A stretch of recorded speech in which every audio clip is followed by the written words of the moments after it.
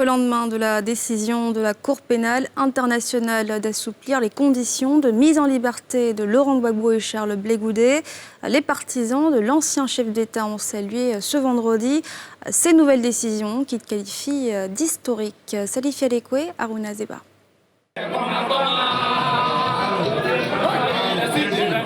Ambiance festive ce matin dans le QG des partisans de Laurent Gbagbo à Abidjan-Cocody.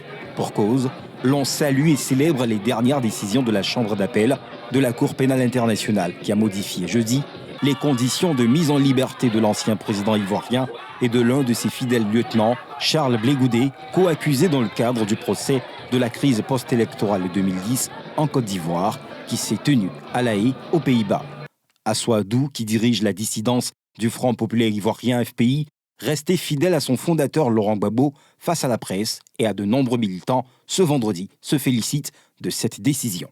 Le Front populaire ivoirien salue cette décision importante qui marque un tournant dans la lutte pour la réconciliation nationale dans laquelle le parti s'est toujours engagé, particulièrement depuis janvier 2019, sur instruction ferme du président Laurent Gbagbo.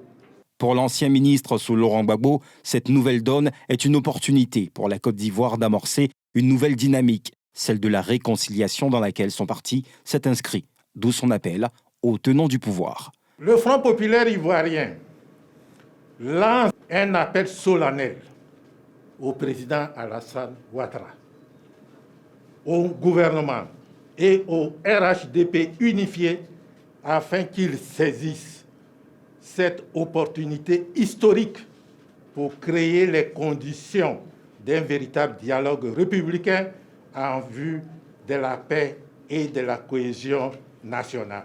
La prochaine élection en Côte d'Ivoire est fixée au 31 octobre 2020.